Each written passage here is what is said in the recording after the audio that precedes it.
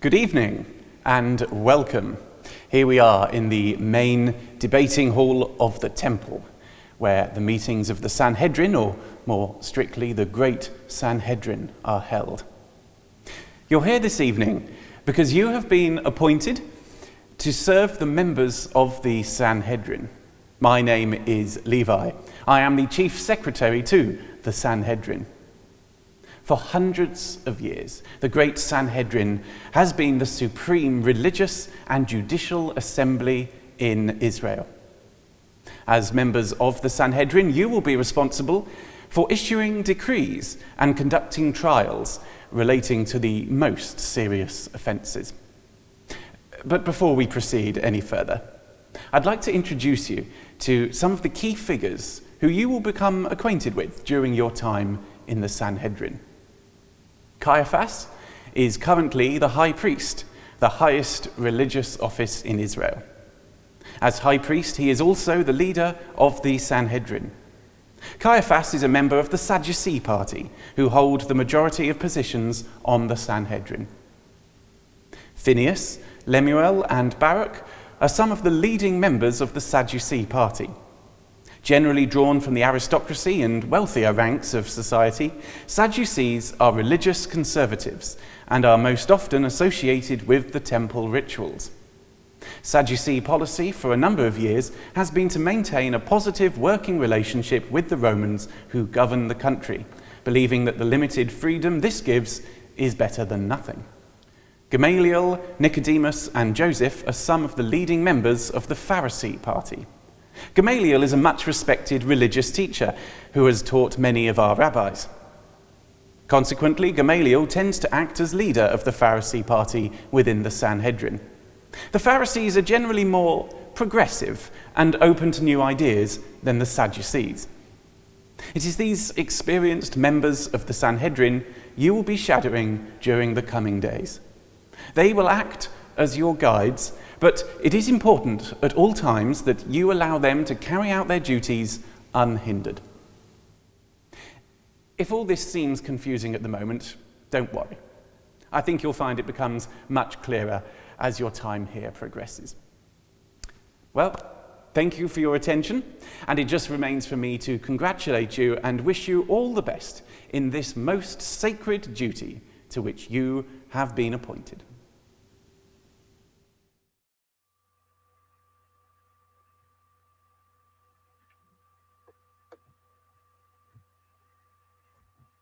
Good evening, everyone, and thanks for coming at such short notice. We'll just wait for the last few to arrive, and then we can begin. Good evening, Phineas. I'm glad you're here. Good evening, Caiaphas. And Barak, I'm glad you could make it. Good evening. Do we have Lemuel? Yes, good evening, Lemuel. Good evening.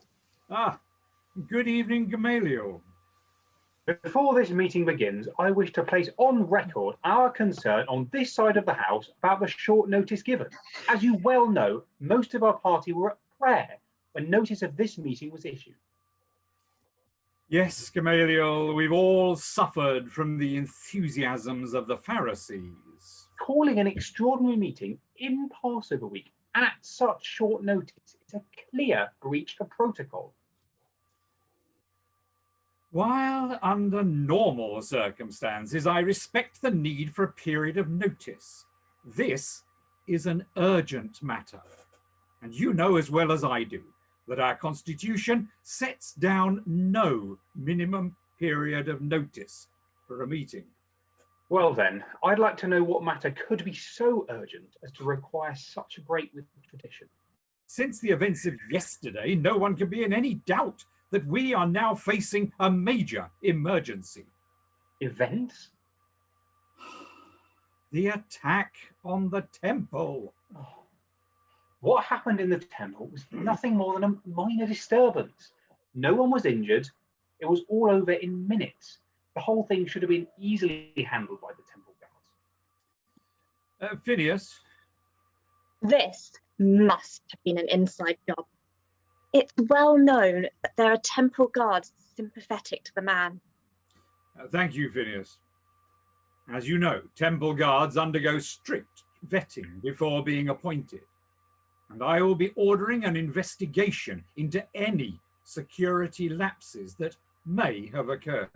It's obvious they simply stood by and let him get away with it. You may rest assured that any guards found to have failed in their duty to protect the temple will be severely punished. However, the fact remains that we are where we are for whatever reason, and Jesus was able to escape without capture. If any offence was committed, I'm sure the officers of the court are more than capable of bringing the perpetrators to justice without the need for any of our involvement. The disturbance in the temple was only the tip of the iceberg. It followed a procession through the streets, whipping the crowds into a frenzy. Palm trees destroyed. This was nothing less than an act of insurrection. He did nothing to incite the crowd. No speeches, no call to action. If he wanted to start a revolution, it didn't work. Nothing happened. He was brandishing a weapon. A whip he made himself from... In his hands, a weapon.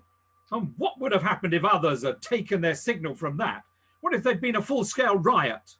And he's still at it.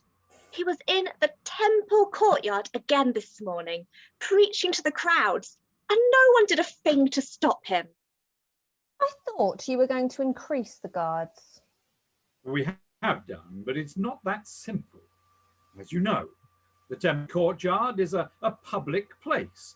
We can't arrest someone for preaching. Well, and besides... Besides what? Well, you said yourself, he attracts big crowds. We need to be very careful. If Pilate hears about this, we'll have the whole city under curfew and all our freedoms gone. So arrest him. You know perfectly well that he's too popular for that. If we arrest him in broad daylight, we'll risk exactly the kind of uprising that we so narrowly avoided on Sunday. So get him in some back street when no one's around. That's more your style, isn't it? It's all very well for you to snipe from the opposition. So, what are you going to do about it? This isn't about what I'm going to do. It's time you started to take some responsibility instead of whinging. Whatever we do has to have the authority of the Sanhedrin behind it. So I'm calling a vote. On what? The question is perfectly simple. The consequences are far from simple. Do we arrest this Jesus and risk a popular uprising? Or do we leave him to carry on with his activities and risk having our freedoms crushed by the Romans? The proposition that I'm putting to you is that we arrest him anyway and deal with the consequences. You should all now have a copy of the voting form, and I ask you to consider very carefully before you complete it. But remember, anyone who sits on the fence is failing in their duty. The voting is now open for members of the Sanhedrin, and the members are now voting. Approximately half the members have now voted. And we now have the final results, with 68% saying we should not arrest Jesus. So we should not arrest Jesus. Thank you, Levi. Members of the Sanhedrin, you have voted not to arrest this Jesus. Now, whilst I understand your reasons, this doesn't solve anything. As Phineas has already told us, the man continues to preach in the temple, continues to gather crowds, and is a very real threat to peace and security. I'm therefore calling upon every single person in this room in the coming days to keep your ears to the ground, seek out his followers, Gather as much information as you can about him, where he goes, what he says, what he does, so that we have sufficient evidence to convict him. At the same time, we need to take every opportunity to engage with the people and convince them of the need to secure his arrest and conviction. Now, is that clear? Good. Then I call this meeting to a close.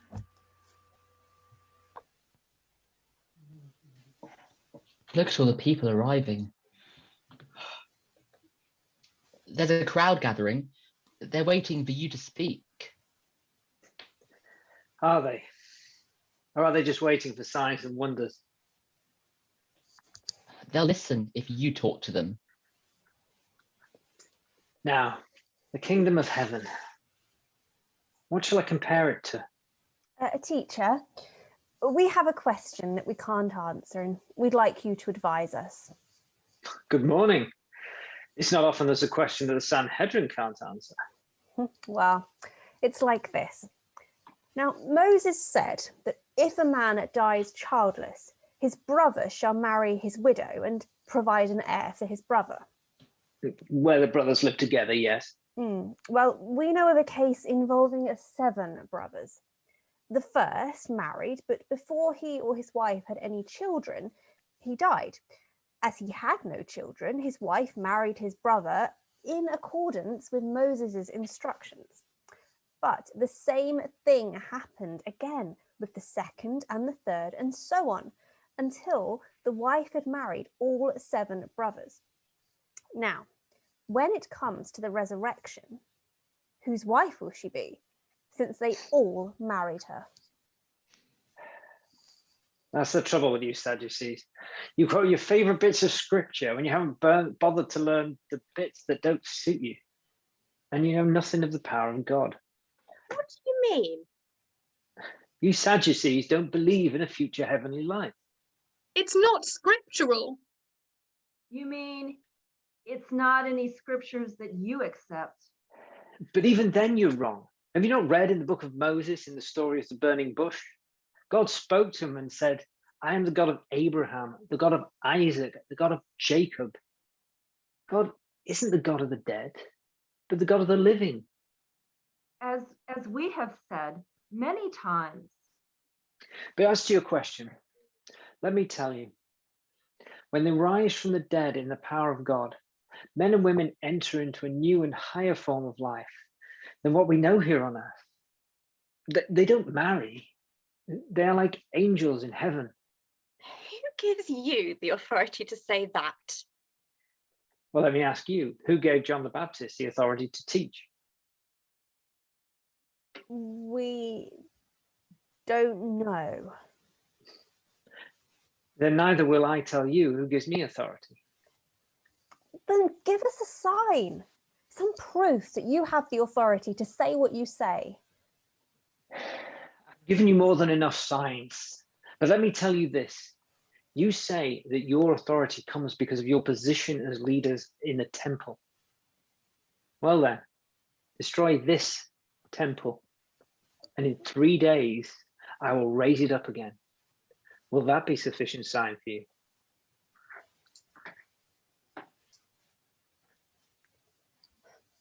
What does he mean? He'll raise it up again in 3 days. Well, we've been building this temple for 46 years and it's still not finished. How could anyone build it in 3 days? Only God could do that. Are you sure that that's what he meant? The man is making himself equal to God. And that's blasphemy. Well, you all heard what he said. Remember that. You may be called on when we get him on trial. Before you arrived, he told us a story. I think you should hear it. I think we've heard more than enough already. It's about a man who planted a vineyard. It won't take long. It better be worth it. He built a wall around it, hewed out a wine press, and built a watchtower. Then he rented it out to some tenants, who agreed to let him have a share of the wine as rental, and went abroad. Absentee landlord. We know about them. Nothing wrong with it if he deals fairly. It's called business. The tenants tended the vines, and when harvest time came, there was a good crop. They gathered all the grapes in, crushed them in the press, and put the wine in jars to ferment. The landlord sent a servant to collect his share of the produce, but when the servant came, the tenants grabbed hold of him, thrashed him, and sent him away with nothing. Time to send the bailiffs in. But this was a patient landlord. He sent another servant, and the tenants did the same to him. It's not patience, it's just plain silly. This went on many times until the landlord had no servants left. More fool him. So the landlord said to himself, I'll send my son. They're bound to respect him. But they didn't. One of the tenants on the watchtower saw the son coming and told the others. They said to each other, he's the heir to the vineyard. If we kill him, then the vineyard will be our inheritance. So, when the son arrived, they seized him and killed him and flung his body out of the vineyard. Oh, don't tell me. The owner of the vineyard let them get away with it. No, the owner of the vineyard came and put the tenants to death and then gave the vineyard to others. It's about time he put his foot down. Why tell us this story? He said it was a story about God's kingdom. God's kingdom. It's about a vineyard. Well, maybe the vineyard is like God's kingdom.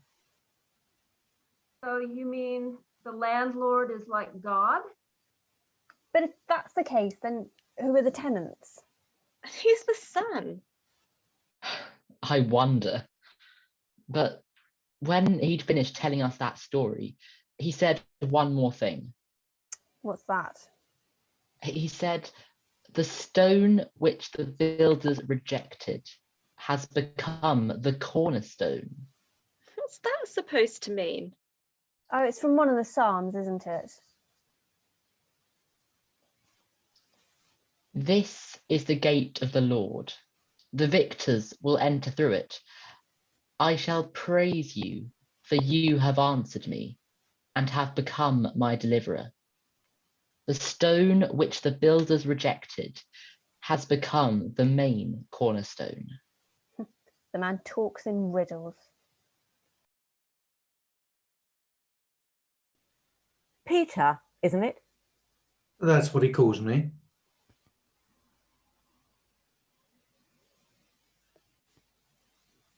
Is Jesus here? Why?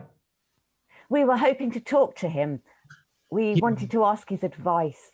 You mean you want to see if you can trip him up? No, it's not like that, Peter. Oh, and what is it like?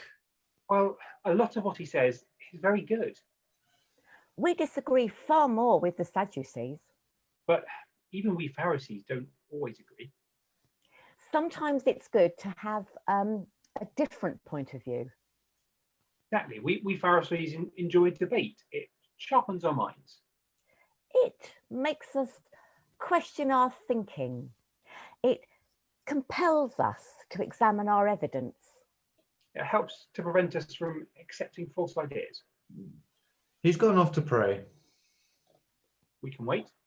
Suit yourselves. You've been with him a long time, haven't you? About 3 years. I was one of the first. Oh, you must have seen a few changes. Tell me about it. When he started, no one knew him. Now look, crowds everywhere.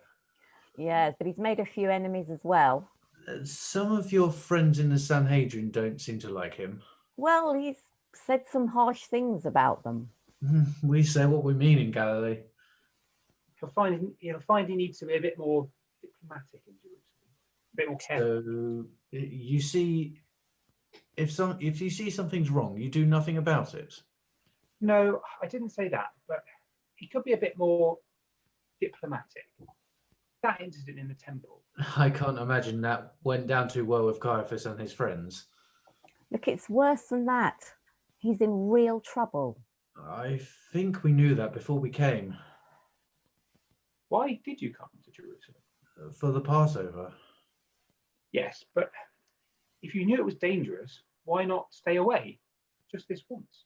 To be honest, I couldn't tell you. One minute he's preaching the other side of Jordan. The next he's telling us he wants to come back to Judea. Didn't you try and stop him? Of course we did. But one thing we've learned is that once Jesus has made up his mind, there's not much anyone can do about it. You didn't have to come with him. No, we talked about letting him go on his own. I won't deny it. But you still came. Everyone knew the danger, but no one wanted to admit it. Then Thomas, blunt as ever, said, well, if he's going to Jerusalem, we'll just have to go and die with him. And that was that?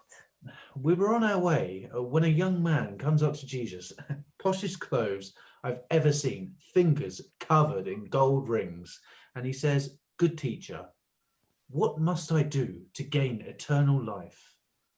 And what did he tell him? He said, keep the commandments. So the man asks, which commandments? And Jesus says, do not murder, do not commit adultery, do not steal, do not give false evidence. That's a good answer. Then the man says, I already do that, but I don't know if it's enough. Well, obviously those rules are just a framework. So Jesus says, if you wish to be perfect, go. Go and sell all of your possessions and give to the poor, and you will have treasure in heaven. I don't suppose the young man liked that. He did not. His face was a picture. Didn't have to say anything, just turned and walked away.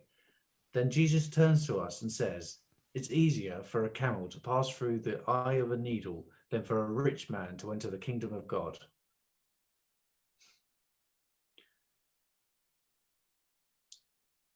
He just smiled and said, all things are possible with God. And what does that mean? When we followed Jesus, we gave up everything. Well, he can't expect everyone to just give up their livelihoods. Maybe not, but maybe it's about priorities. What's important? I don't know. He's here now. Why don't you ask him yourself? Good morning, Jesus. We were wondering if you could answer a question for us. What's the question? Well, the law says we must pay a tax to Caesar using the tribute penny. But there are many who say we shouldn't be paying the tax.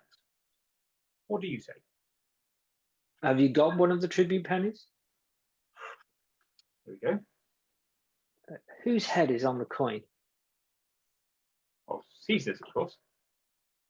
Well, then give to Caesar what belongs to Caesar. So you think... But more importantly, give to God what belongs to God. Look at this temple. Look at what huge stones have been brought here to build it. Look at the fine detail on the buildings. All of it built to the glory of God. And we have spent our lives dedicated to maintaining the life of worship in this temple. And I tell you that there will come a time when not one stone will be left upon another. They will all be thrown down. Is that what he thinks of our temple? Priorities, Gamaliel. Priorities. Did you expect him to say we shouldn't pay taxes to Caesar? It's a question that we've struggled with ever since that tax was introduced. In practice, we don't have any choice. But it has to be paid with a coin that has Caesar's image on it.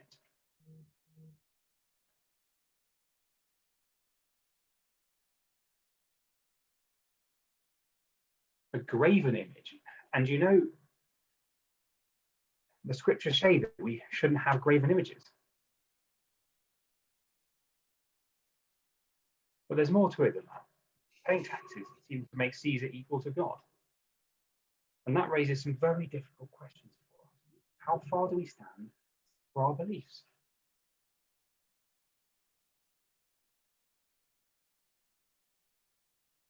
Should we go along with the small things that we believe might be wrong so that we can fight the bigger and more important things? Or do we let the small things go? Is that just the thin end of the wedge? Are we opening the door to compromising on bigger and more important matters? It's a debate we can never resolve. But I liked what he said. It was a good answer. It keeps the distinction between Caesar and God. He did much more than that. It takes us right back to the heart of what we believe about images.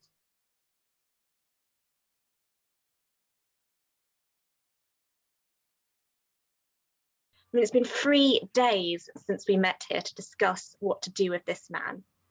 And since then, what's happened? The man's continued to preach with complete impunity. He knows exactly who we are. And when we ask him questions, well, he answers us with no fear whatsoever. He makes us look complete fools in front of the people. Well, we've asked him questions too, but I found nothing to complain about in his answers. They're challenging, yes, but he says nothing that hasn't been said by at least one rabbi before. Well, we all know some of the experimental theology that your rabbis come up with.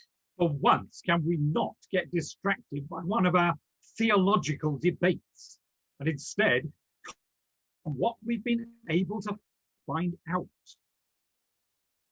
So how many of you were in the meeting with Lemuel?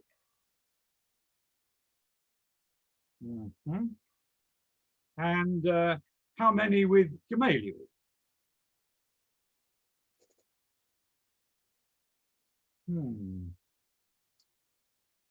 Fairly evenly divided, I think. Well, did any of you hear him say anything blasphemous? Anything we could charge him with?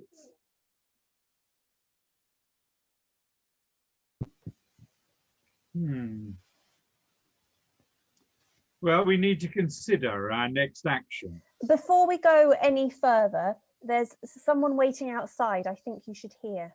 Oh, can't it wait? No, what he has to say has a direct bearing on tonight's proceedings. Well, I hope for your sake this isn't going to be another waste of time, Lemuel. Let him in.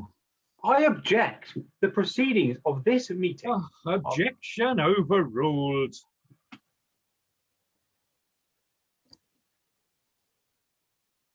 Who's this? Well, let the man introduce himself. My name is Judas. I'm one of the followers of Jesus. Has he sent you here? No, he knows nothing about this. Then why are you here? To make you an offer. You said yourself he knows nothing about this. What power do you have to negotiate for him? I'm not here to negotiate for him. Well, then why? I'm here on my own account. You want to arrest him, but you can't because he's too popular, right? This will be done. Don't be in any doubt about that. You can't fool me. You're frightened of the people, and you don't know what to do. And you do? Tomorrow evening, he'll have supper with us. And? After supper, he'll go outside to pray, like he normally does. He'll find somewhere quiet away from the crowds. You could have him arrested and sentenced before anyone knows what's happening. Why are you doing this? On Sunday, he had everything going for him. He could have carried the crowds with him, but he didn't. It was then that I realized that he never would. What, you mean he bottled out? No. I thought that he wanted to stir up the people, fight the system. Well, that's pretty obvious. But he didn't. He talked about the kingdom of God. So obviously, I thought that he meant that, but he didn't. Oh, I don't know anymore. Whatever he thinks about the kingdom of God, it's not what I think. So why betray him? That's my How do we business. know this isn't just a trap? You don't. You'll just have to trust me. Well, we can make it worth your while. That's not why I came. Still, the workman's worth his pay. Have it your way. Members of the Sanhedrin, with this new development, we can avoid the crowds and prevent the Romans from taking things into their own hands. Judas, you will come to the temple guardhouse tomorrow evening, where a detachment will be ready to follow you and arrest Jesus. I declare this meeting closed.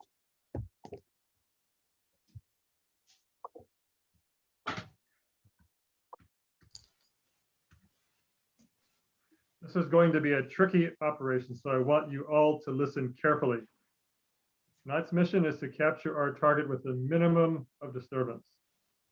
Lieutenant Yuri is going to be leading the operation on the ground, so I'll hand over to him to explain the details. Thank you, Captain. Now, we understand that the target will be praying in the Garden of Gethsemane. I can't stress enough how important it is that we don't draw attention to ourselves, so we'll make our way there in small groups. Captain Rubin will lead A squad by the southern routes. I'll lead B squad and approach from the east. And what about us? All civilians should keep to the western approaches, approaching by crossing the Kidron Valley in small groups of 2 or 3. We understand that the target will be accompanied by a small group of his followers, and our orders are that they are not to be disturbed. They're to be left alone unless they cause any trouble. How will you identify the target? Well, we're going to be joined shortly by one of the target's followers, who will lead us to him and identify him by giving him a kiss. That will be the signal for Captain Rubin to move in and arrest the target. B squad will remain on standby and deal with any possible disturbances by his followers. And we'll be ready to assist as required. Oh, well, thank you for your kind offer, Lemuel, but on this occasion, I don't think we'll need any assistance. When we reach the field of operations, I'd ask for your cooperation in remaining silent until I confirm that the operation has been completely successful. Any further questions before our guide arrives? I've just been given word, sir, that the man's here. Okay, then let him in. Oh, there's enough of you, isn't there? You do your job and we'll do ours. Is everything ready? I left the meal early. There'll probably be a few more minutes. Does he suspect anything? He knows. How do you mean he knows? It was when I dipped my bread in the bowl that I suddenly realized that Jesus was dipping his bread at the same time. Our eyes met. And in that moment, I knew that he knew. Knew what? Before the meal started, he told us, one of you is going to betray me. I looked at him, but his face was giving nothing away. There's been a leak. It can only come from one of the Sanhedrin. The one who dips his bread with me. One of the said. Pharisees told him, no doubt. No, you don't understand. It wasn't like that. Well, what was it like then? He picked up the loaf of bread and broke it. But instead of the usual words, he said, "Take and eat. This is my body. Then he took the cup, gave thanks to God, and said, "Drink from it, all of you. This is my blood of the covenant, shed for many." We sat in silence as each one took a drink from the cup. I stood up and muttered some excuse, saying that I had errands to do. "Go and do what you have to do," Jesus said. And I left. Oh, it's a trap. There's no trap. He's not going to try to escape. He's not going to fight. What do you mean he's just going to give himself up like that, is he? When we came into Jerusalem and everyone came out to follow him, I thought, this is it. This is the big moment. And then it didn't happen. And I knew that I had to do something. He came to us. It wasn't meant to be like this. Are you trying to back out of it? I can't. We won't let you. It wouldn't matter if you did. When he looked at me, there was no anger, no fear, just a great sadness. And then I realized just how much I disappointed him. I don't like the sound of any of this. We're going to have to be very careful. I'd do anything to avoid being here now, but I can't because he told me to do it. I would have followed him anywhere, done anything he asked of me, anything. But I never in my worst nightmares thought that what he would ask me to do would be to send him to his death. He's one of them. How do we know we can trust him? We don't, but we need him to identify the target. Well, we should change the plan. No, it's too late. We stick to the plan. But members of the Sanhedrin, we need your cooperation. It's going to be a long night. His followers could make a move at any time. I want you to act as lookouts wherever you may be. And if you see anything unusual, report it to me immediately.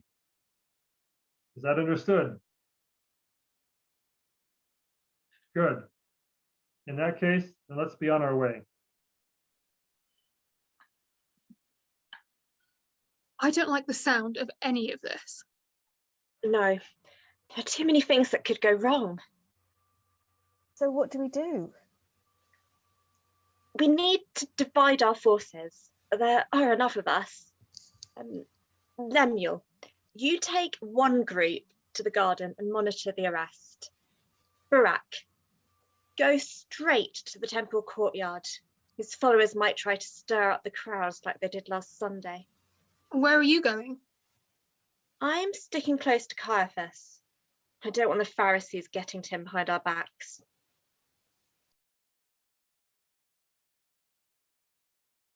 Ah, good, Lemuel. So you're here? Absolutely. Well, that's that then. Target arrested. Mission accomplished. And an efficient operation, Lieutenant Uri. I must congratulate you. Well, I wish all our jobs were as straightforward as that. No, the arrest was the easy part. Now to secure his conviction. I'll leave the politics to you and the rest of the Sanhedrin. This isn't politics. The man is a criminal. If you say so. Do you disagree? Well, it isn't for me to agree or disagree. I just do my job and don't ask questions. But? Well, that man we arrested wasn't like any criminal I've ever had to deal with. He's a slippery character. Now, keep your eyes open in the courtyard in case any of his followers try anything. Yes, sir. Lemuel, Who's that? it's me, Barak. Where? Over here. Oh, we got him. So I heard. Any trouble? Well, one of his followers tried to start something. Sliced a guard's ear with his knife. I thought they'd try something. Completely unplanned, if you ask me. And Jesus was having none of it. Told his man in no uncertain terms to put his knife away. And that was it? Came quiet as a mouse. What's going on here? Oh, they've got him over in Caiaphas' house for questioning. Who's in there? Caiaphas, Gamaliel, Nicodemus. No Sadducees. Phineas, and one or two of the others. Caiaphas wanted all sides represented so that nobody could complain they'd been excluded. Well, why not the full Sanhedrin? Well, they said you can't hold a trial at night. It's not legal. Yeah. So what happens now? We stay out here and watch. I've heard there's a plot to storm the building and set him free. Where did you hear that? A friend of mine, his sister works at an inn down the road. I heard two of them talking. Something about when he sits on the throne. I don't think any of the followers I saw in the garden will be storming anything. I've never seen such a miserable looking bunch as that. The guards are taking no chances. There's double sentries on every gatepost when I came in, and a whole platoon on standby in the guardhouse. Well, it certainly doesn't look as if there's any trouble brewing. I don't know, there's some pretty dodgy looking characters hanging around. Well, keep a sharp lookout, and if you or any of you see any of his followers, you let me know. You. Who? Me? Yes, you, skulking in the shadows there. Come out, show yourself. I thought as much. You were with him in the garden, weren't you? With who? This Jesus of Nazareth that they're questioning in there. Not me. I think you've got the wrong man. Don't try playing games with me. I saw you just now with him in the garden. I don't know what you're talking about. I've never met the man. He is one of them. I saw him last Sunday in the procession and again this evening. Now, I can't have been the only one. When any of you there, put your hand up if you saw this man with Jesus. Any of you? Some of you must have seen him. I'm telling you, yes, I have nothing to do with him. I don't know the man. He's trying to disappear into the crowds again. Oh, look out, he's heading over here. I've got something to hide, have you? Me? Why should I? You are one of them. You're one of this Jesus's followers, aren't you? Lay off me, will you? The man's got nothing to do with me. What do you take me for, a fool? Of course you're one of them. You're Galilean. Never trust a Galilean. That's my motto. I'm telling you, I don't know the man. Where's he gone? Rounding up the rest of them, no doubt. I'll be back soon. Where do you think you're going? To see what he's up to. You stay here in case any more of them turn up. Lemuel, were you in the garden? Did you see that man? Maybe. What do you mean, maybe? Well, from where I was standing, it was too dark to make out any faces clearly. I saw a man who looked a bit like him, but I couldn't be sure. Well, that's not much help, is it?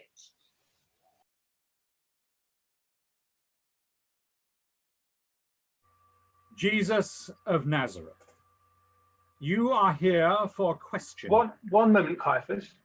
Under what authority is this meeting being held? What do you mean? Well, this is not a full meeting of the Sanhedrin. Not everyone has been invited. It is not a trial because it's outside the hours at which a trial can be held.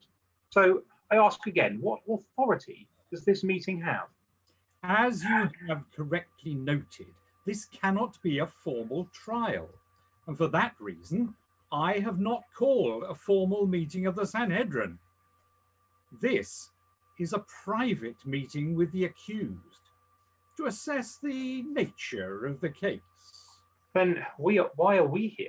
Well, I have called together a representative selection from the Sadducees and the Pharisees to witness whatever facts we are able to ascertain in case they're needed in future. No doubt our friend and his Pharisee companions will keep us in order. Thank you. Now to return to the accused. Jesus of Nazareth, we have heard that in your preaching and your teaching, you have made blasphemous statements. How do you respond?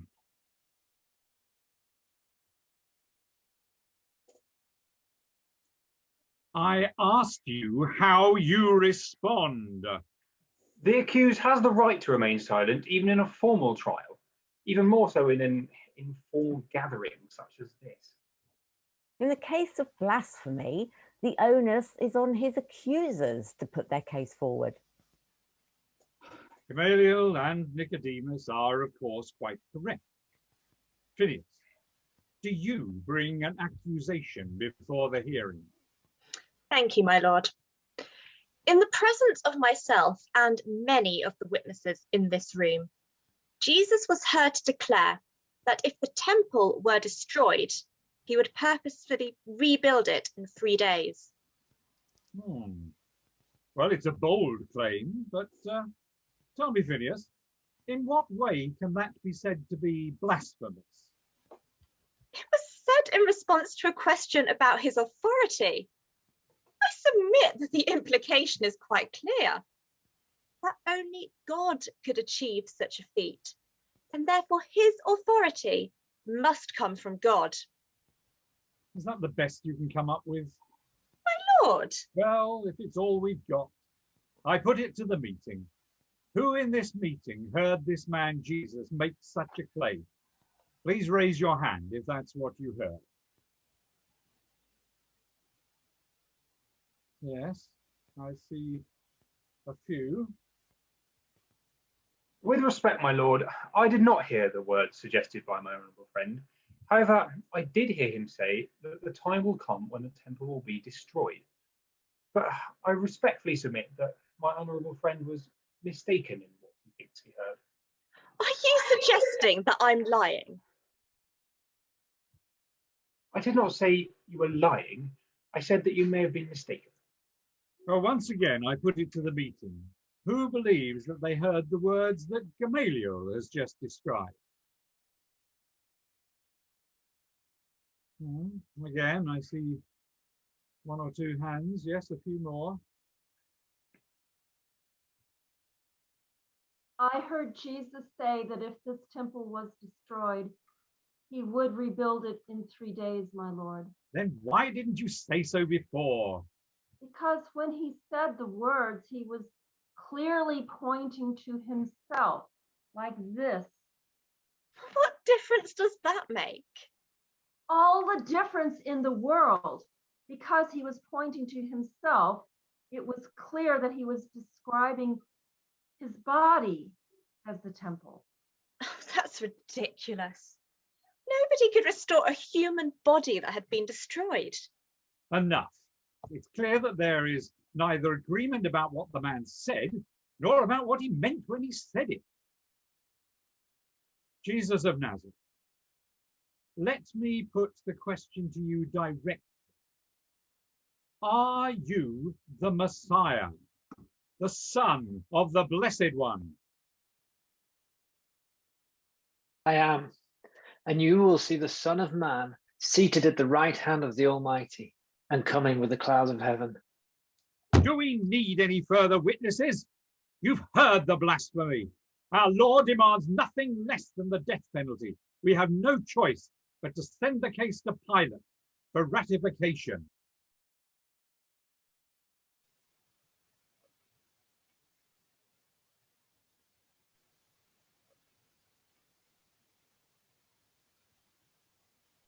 I do not appreciate being disturbed at this hour in the morning, Caiaphas. I hope this is a genuine emergency. Or you may rest assured that this is indeed an urgent matter. A matter of national security. Very well. You may proceed. We bring before you this man, Jesus of Nazareth.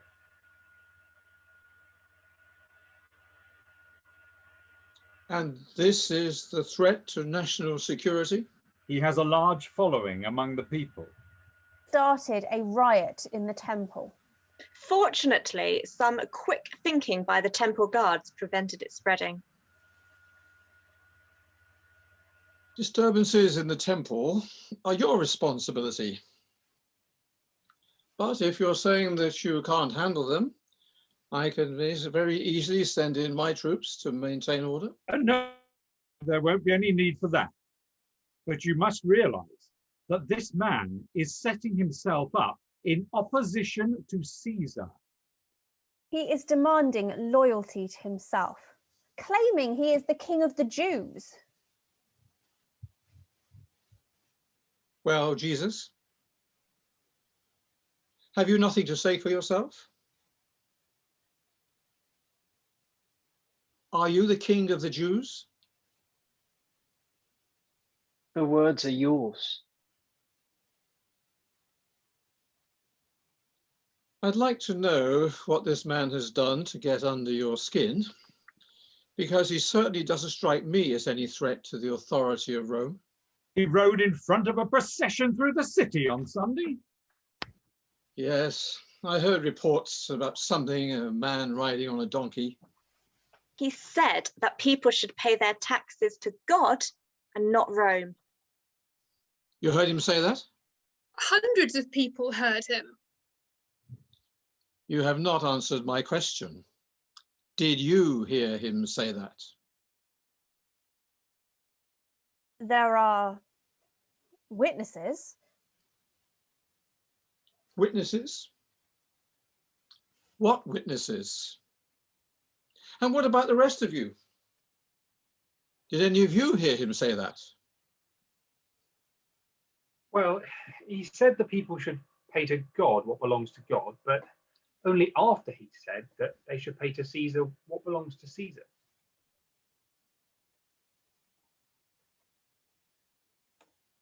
If you release this man, you will be no friend to Caesar. His teaching is causing unrest in people all across Judea. It started in Galilee, and now it's spread here. I'm sure you wouldn't want Caesar to hear that you've been disloyal.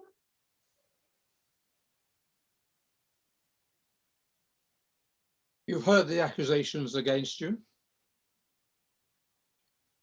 Have you nothing to say?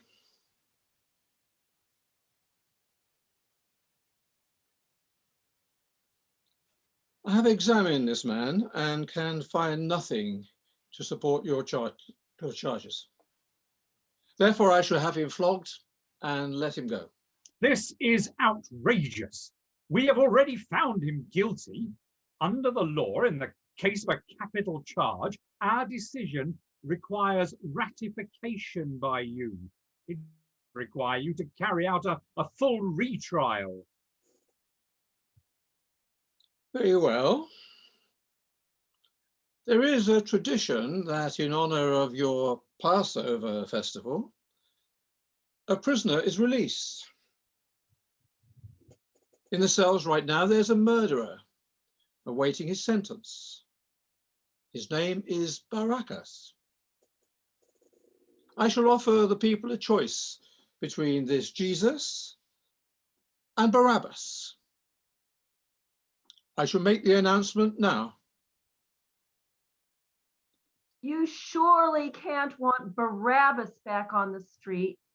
Anyone but Jesus. Oh, that's outrageous. This man is allowed to continue. We will lose control of the people, and our relationship with Rome will be finished. Surely the question you should ask is why you fear losing the will of the people. Or is the truth that you never had it in the first place? That your legitimacy only comes from Rome? I've called a vote. and I call upon all people to vote for Barabbas. Then you're a bigger fool than I took you for. The voting form is now live for members of the Sanhedrin, who may now cast their votes.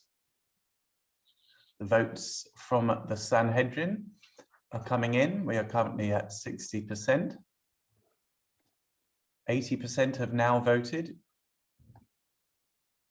And the voting from inside the chamber has now closed, and the result is 69% in favor of releasing Jesus. The vote is for Jesus. It looks as if you've lost, Caiaphas. Yet, we only have the votes from inside. The votes from outside be counted by hand. We've counted the votes from outside, sir. And? There's a clear majority for Barabbas, sir. It appears that the people have chosen that the murderer, Barabbas, should be released. What then shall I do with this Jesus? Crucify him. On what grounds? Crucify him!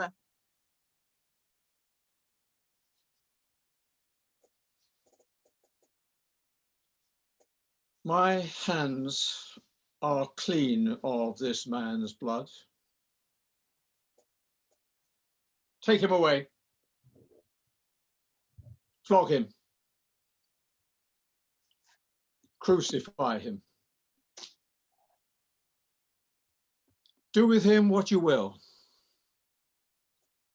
But understand this, that this decision is yours, not mine.